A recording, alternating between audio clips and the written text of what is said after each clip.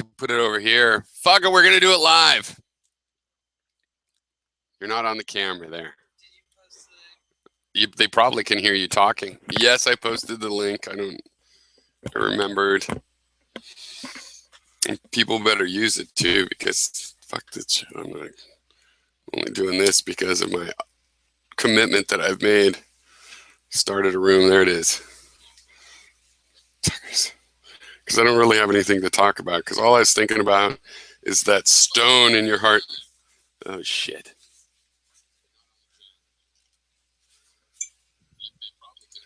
So I have no I can just mute that. There we go. It's like on a 30-second delay. But I was just thinking about the huge stone in our hearts. It was a Hythloday subject. I was just talking to Hythloday. He said he didn't mind if we talked about it publicly, but I was just like, I kind of realized, okay, so what I realized is I work like 2 or 3 hours a day just trying to have a good attitude about life, but it works, and I feel lucky for that. And I think it could take a lot less time, and some days I might not even have to do it if I haven't been through what I've through. But the question is, if you had to spend 3 hours a day convincing yourself everything's awesome, and the rest of the time you think everything's awesome, I mean, you succeeded at convincing yourself. So that's not really a topic. But it could be the basis of of a discussion. Like I clicked with me that antinatalism, I think, is sort of the view that we have that go ahead and make, by working at it, meaningless. And the fact that that stone exists is itself why they're condemning life. But it's like, if you have a few stones on your hot air balloon, but it still flies, then it's just ballast.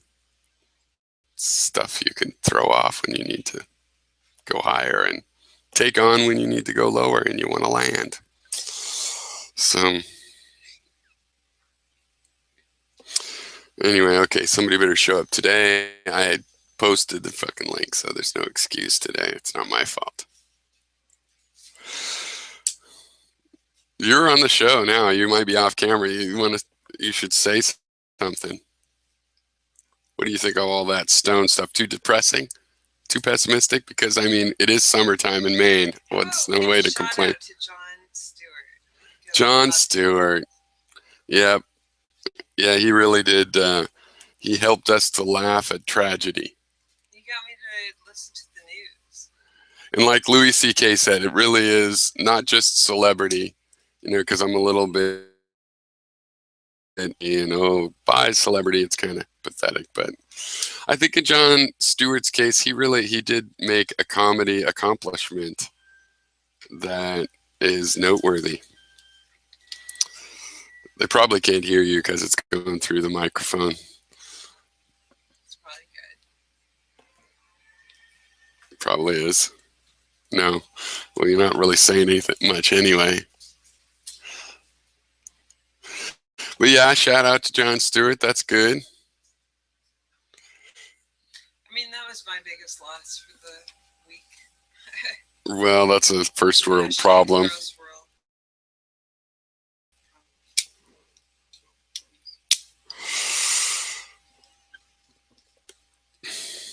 Well, it's interesting. I think if nobody else pulls it off, it doesn't really matter. There's kind of a whole industry of political comedy. It's not like nobody's going to do that. It's now a thing that could be done. Satire politics is part of our politics. I think people will fill the gap if the new host can't keep the Daily Show, at the same level. Then maybe he will. Who knows? So yeah, I wasn't even going to make a show because, I got a lot of work. And then I was alone the last 3 days, so I don't really feel like working. I just feel like relaxing, and then I was reminded about the show time, so it was 4:09. Was reminded a little earlier than that, but it was like, oh, because I just feel a little bit whatever,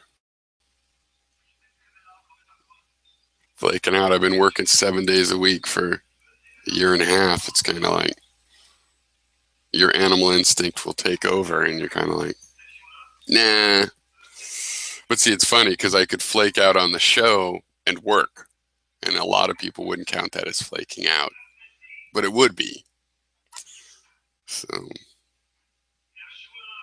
I could have just looked at it as though I'm flaking out on work and doing the show, but see, the show was the thing that was supposed to happen at this time, so it just doesn't work that way.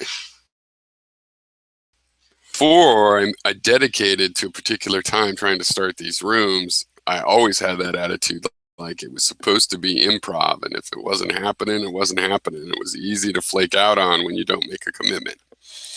So you know about that, babe, before I tricked you into committing and all of that. You know all about that. Fear of commitment. No, that's not how it happened. Yeah, but no. No, it's a viable opinion. I made you think you made me marry you. Yep. You know it's true.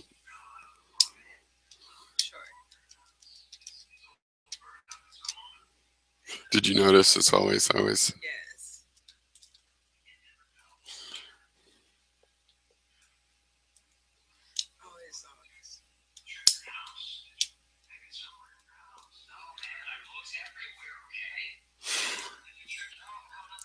I did a verse in the song about June.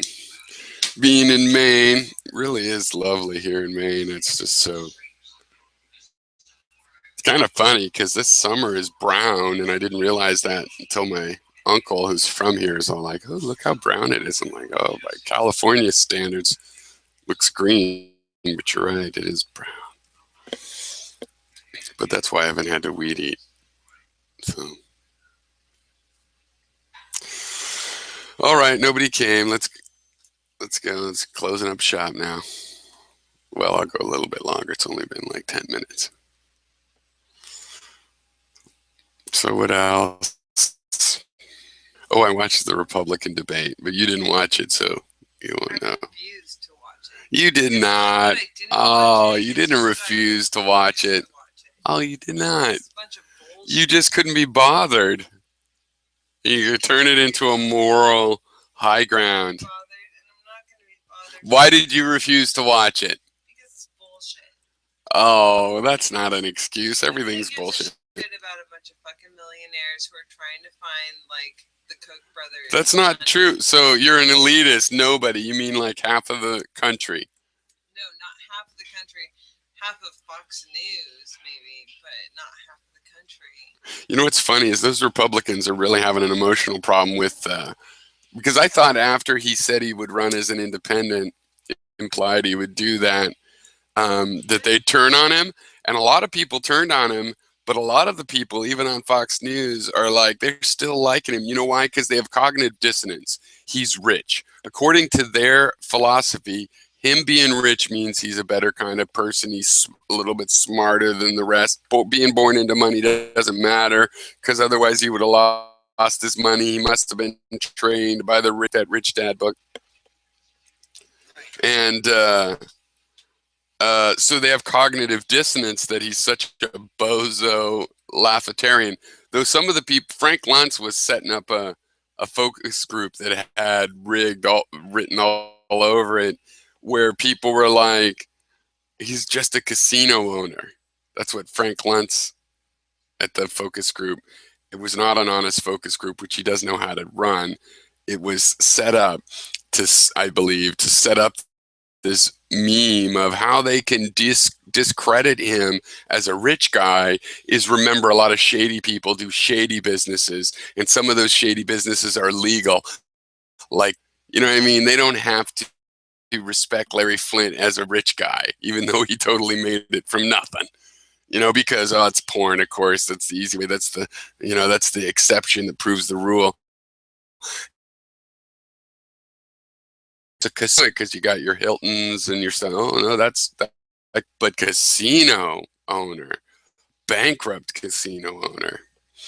But a lot of people are not going that way. There's a lot of people in this current Tea Party attitude that really just that.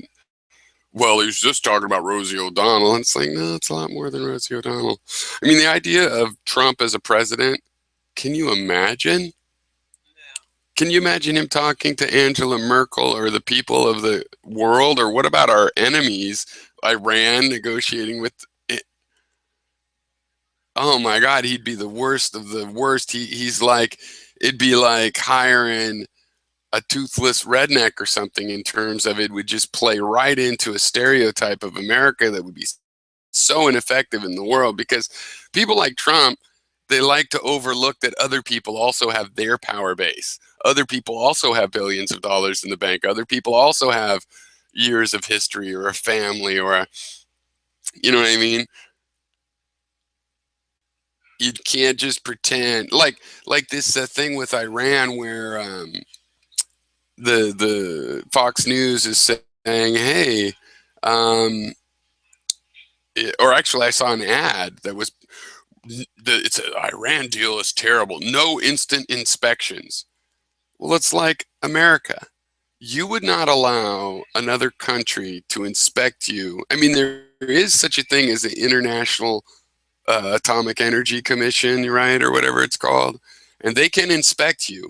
They can't just say, we think you have a nuclear plant at the White House in the Oval Office, so we're going to go in there, and we're inspectors, so you have to get out while we're in there. I mean, it's not reasonable to have an instant inspection. And they focus on that, while ignoring the fact that any place that is a site already has inspection, and any place that is not a recognized site that we're suspicious of, one, it takes less than a month for us to get the right to go in there, or else sanctions and everything else comes back. So to get into a random place that we just thought of, and two, we spend billions on spying. So we'll be watching the place before we get in. We'll be watching the trucks that go in and out. We'll be watching, we've identified a place we need to go. We'll be watching it for those 24 days that it takes to look at the inside. That's actually very, that's as open as you get in geopolitics. Governments don't allow other foreign multinational organizations to do that to them often. We certainly don't let ourselves be under any international restrictions that are at that level. Ours are like, in 6 months you'll get in to that room that was locked at the nuclear. I mean, it's just so hypocritical and unrealistic about how things actually work. To be able to inspect any place you want, as long as you have justification, and kind of like, that's just like having to have a warrant. That was the thing you missed too. So in the Republican debate, Chris Christie was doing all this, I hug 9/11 victims' families, and I've been on that. I was the attorney general. Did you know that he got hired as the attorney general a day before September 11? I didn't know that. Yeah, I guess that's where he made himself known. So he's he's going to play up this 9/11 warrior, and he fought against Rand, who was all, well, we can't be spying on everybody. We need to spy, but just spy on the terrorists. And then Christie's like, well, that's just so stupid, because how do you know who the terrorists are? Let's just spy on everybody. It's like when you get a hint of who the criminal is, you spy on the potential criminal. And but Rand was great. He's like, you get a warrant. I'm just saying, get a warrant. All you have to do is convince some law and order judge to give. It's not that hard. And he pointed out, when you did all those, in the Attorney General's office, you got warrants and you were successful. So, and Chris Christie, and then Rand said, well, he said, I don't trust the Obama administration with all our personal information. If you want, I know you gave Obama a big hug. If you want to give him another one, go ahead. And then Christie was like, ooh, because people in the audience, they're so out for blood now, the Republican audiences, they're like, yeah, hugged Obama. I'm like, yeah, you did that. I remember that. Good one. And it's like a debate out of Idiocracy, that debate. And they had the commentators commentating in, it was just ridiculous. But anyway, so Christie's like, you know, the hugs I remember, it's the hugs I gave to the 9/11 victim families. That's the hugs I remember, Rand Paul. It was so pathetic. Like pure pathetic, like pathos, like the kind of pathos that a great playwright tries to get on the stage. Oh, what a joke it was. And the worst thing too is, like, before the debate, they they went to like the commentator room at Fox, and those commentators did a little bit about Jeb Bush has to prove this, and Trump is the this, and better do this, and this is not, right to the audience, the debate audience, which is such a biasing thing. It's like the debate is not supposed to be an attack on all of the candidates. It's supposed to be questions about matters of importance in the day. And they were just like making, it was like, it was done as, it was as if it was just a Fox program. Yeah.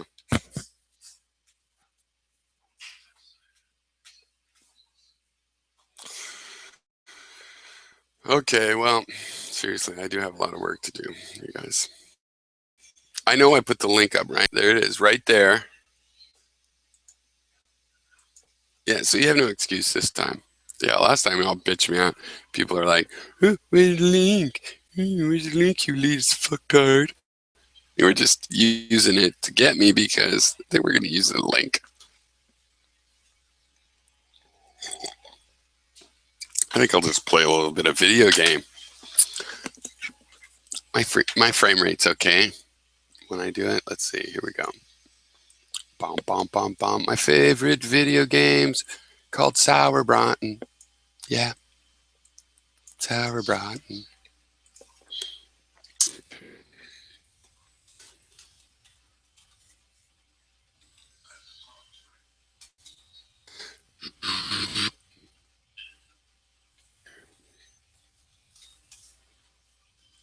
What?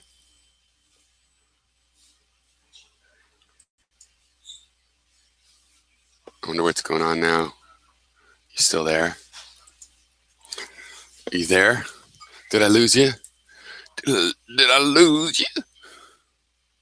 Shit. Shit. This is always hard to deal with. Okay.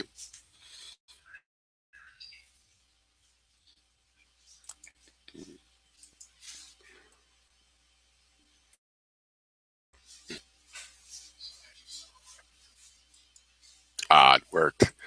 Okay, so we'll put that there. Am I still alive? We'll open a new window. Oh, wait, no, I already have. Okay, so we'll take this, put that over there. Here we go. Here we go. It's going to work. Okay, and then I'm in with my excellent video game that's for free and communist. All right, it's called Sauerbraten. You're going to love this, you guys, as much as I do.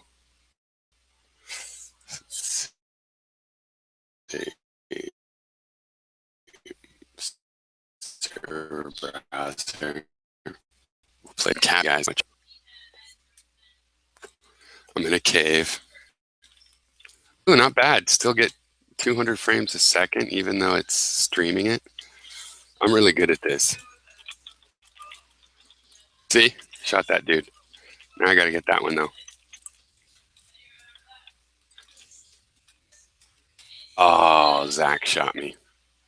shoot me, Zach.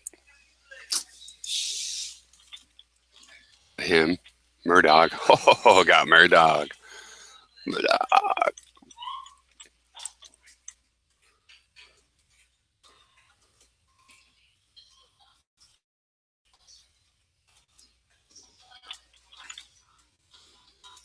You got to be ninja like that. I got Saul Goodman. You're gonna love. Hey, this is what I should do. This is what Napalm does. I think this is a good idea. Just play some video games. Can't go wrong. Oh, killed Charlotte. You guys are helping my luck. Oh, I got killed by Putin. Sorry about that. You guys don't want to see me get killed. So this is a nice giant map. There's a way down here. Look, you could go up there as well. Oh, Saul Goodman got me that time.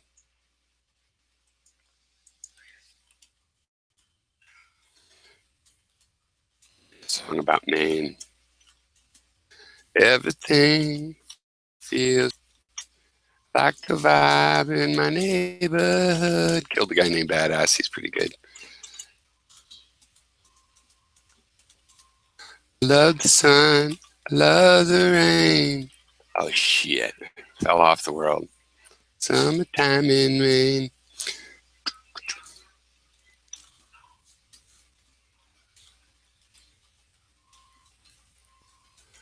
So now they're being streamed. You see, at any moment you could be streamed. How good does that show out? Do you see how awesome it is the way I run around? It's ninja.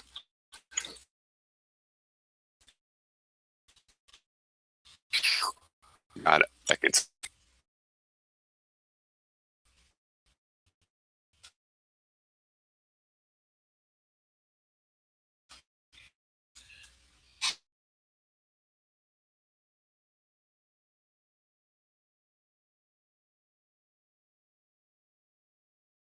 flag loud.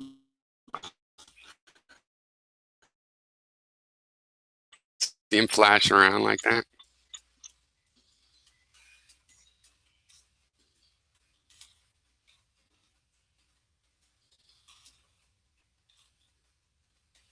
Oh, I got half the people ogling. That's not good. I think I'll just quit the hangout and play some video game. Oh, look at my ping. Oh, that's terrible. Bad ping. I'm sorry. Toggle. So basically what's going on is there's a capture the flag. So that's their flag, the red flag. Here's the whole tournament area. The other flag is over here, but see, it's gone because the guy's running with it.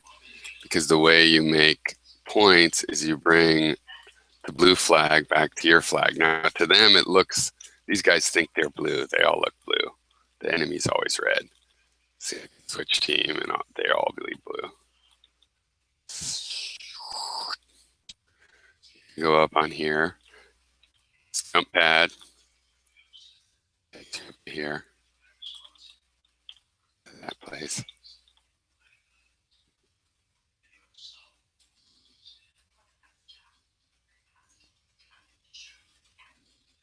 Got shot.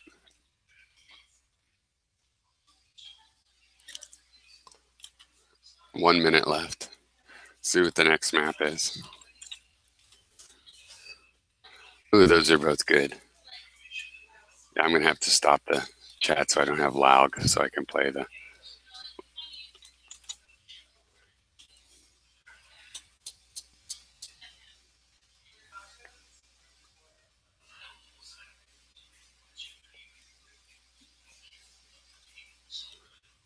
These guys are from all over.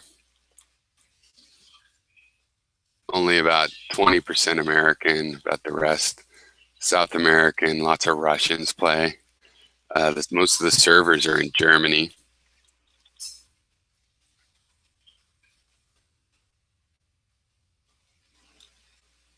The power of the internet. When I was a kid, you couldn't even think of talking to somebody, a contemporary from Russia.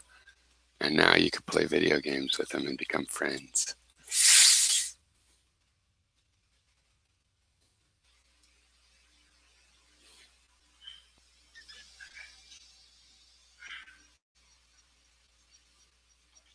Now people vote between those two maps.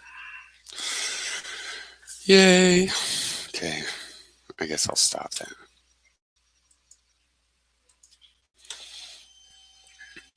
So, 438. So I put the link up, and I'm doing this just because, to make the room. But other than that, I just feel like, I've been thinking about this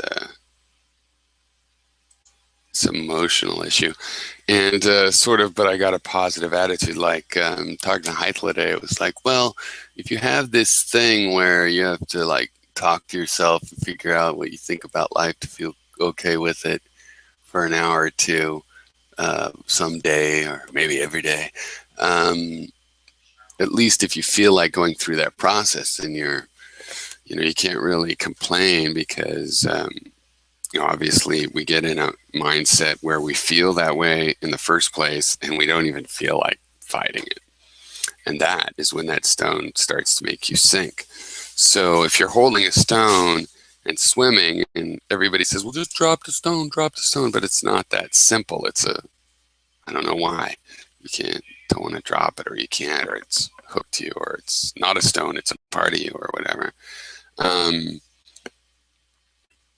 It's like its buoyancy is partly its own buoyancy and partly your ability to paddle to the surface. So, okay. All right, well, I'm going to leave this open and go smoke a cigarette. Hopefully someone will come back, because I do not just want to talk about the stone of life on my own, especially when I feel like I don't have a reason to complain now. I'm working 7 days a week, crazy hours and stuff, but that's all good. I want to do that. I'm happy. I worked really hard, just as hard to get the work as I am now. I got some shit on my screen here. So it's all good, and I would like to go out and play in Maine more and go swimming in the lakes and stuff, but, I can walk right out of my house and have a, be in the forest right there without going anywhere too. This is good, so I'm not wanting to complain right at the moment about my situation, and yet I'm also in this situation where, kind of the hardness of life is ever present as well. And it's balancing out for a positive way for me, some of which seems just kind of lucky. And what does it mean about life in general? I need to do some of it. You think? That's probably not good to use that. But this one, I think I could use the dry erase marker to clean my dry erase wipe to clean my monitor. Let's hopefully not fuck it up. It's working really good. It's funny, I almost expect you to see me wiping on my screen. It'd be cool when they actually make the camera is the screen, so when I touch the screen, like in the middle, you'd see my hand right up here. Like I'd be wiping the screen like I just was, and you'd see me go like, that would be cool. They ought to do that. And then I wouldn't get in this problem where like, that's me that I'm looking at right now, and then that's the camera, but it's just a little dot. It's not the other person. When another person comes on, if you ever do, you slackers, I'd be looking over here to see the other person. What you want is the camera in the screen so that you're looking right at the screen. The camera could be wherever the screen is. So hopefully before I die, we'll have that white person's problem. Okay. Oh, that's racist. I said white person. I was supposed to say first world and use the code. Okay, somebody come on and tell me how I'm not as politically enlightened as I think. I want a button that says taking a station break. Is there such a thing?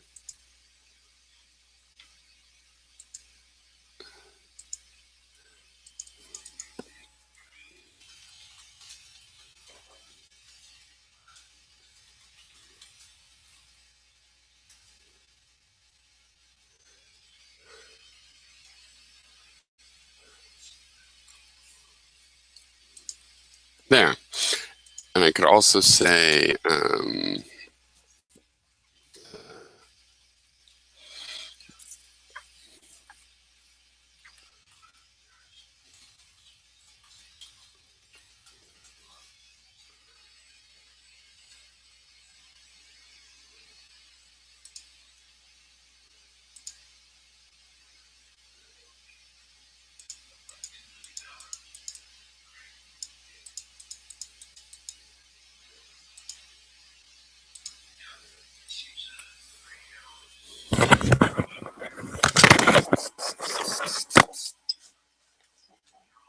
feel it's very vital. You hear that my recital, we rock a rhyme. Yeah.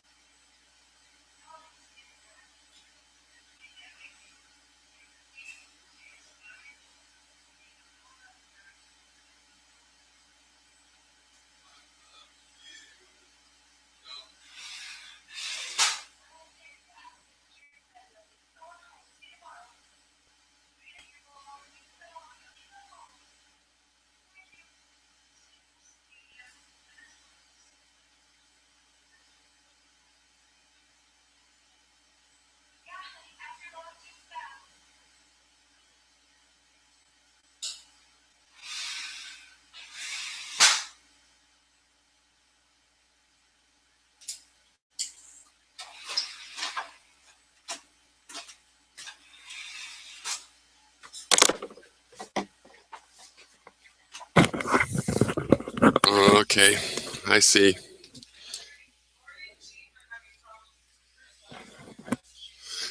Oh, I'm okay. Great, yeah.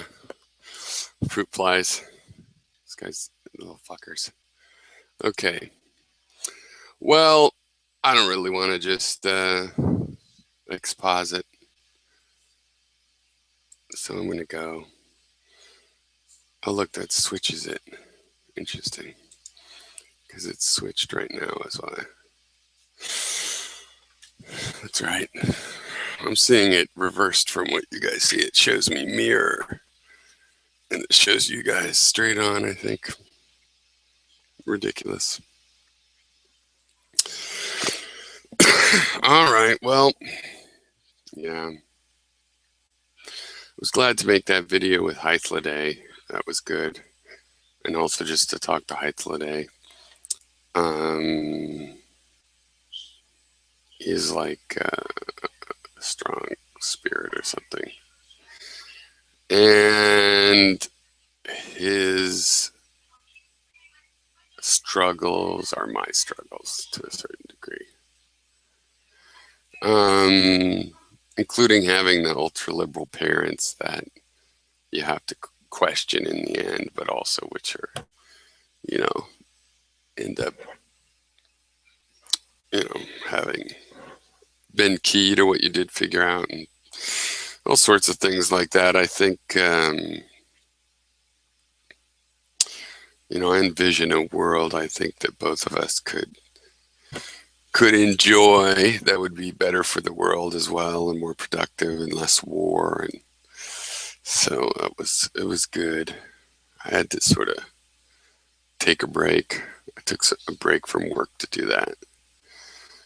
But I didn't feel I wasn't being productive trying to work at that point. That's another thing about our society, really, is this idea of it's time to work, so work. And really, people are more productive if they have a healthy attitude about their work. They want to get it done, and eventually you'll go, oh, right now, and you get a bunch done. Maybe you work really long, maybe you work really short and efficient in a bunch of bursts. But the whole idea of the schedule of things is kind of a problem. So anyway, is there anything else I wanted to make a video about? Not really. I mean, I wanted to talk about some of this informational stuff and the materialism and Hythloday, and I talked about that. So I think I will bid adieu. It's a little bit late, but theoretically, I was late, therefore it started at 4. I just wasn't here. So it's been an hour, even though in reality it's been 50 minutes. So, all right. Okay. Let's make sure. Yeah. Okay. So exciting. Well, I think since I'm dedicated to being here every week, I think what I need to do is need to make also have another part of the tradition or the ritual where I go ahead and say what the agenda is. So when I've done that in the past, I think it gives more people more reason of whether they might want to set aside time to come and argue about a particular subject, knowing what the subject is. So we'll try that next week. All right. Cheers. And don't feel bad that you didn't come and, you left me in the cold. Don't feel bad about that. I don't. No, I do. Okay. Anyway, cheers, everybody. And I'll talk to you later. Also, I didn't invite anybody this week, and that does make a difference for people that might be online. But that was by design, and I have to have some stuff to do. So don't you worry about me, Internet. I'm not going on and on about it because it really is a big deal. Just saying it's not a big deal. So letters, letters, letters.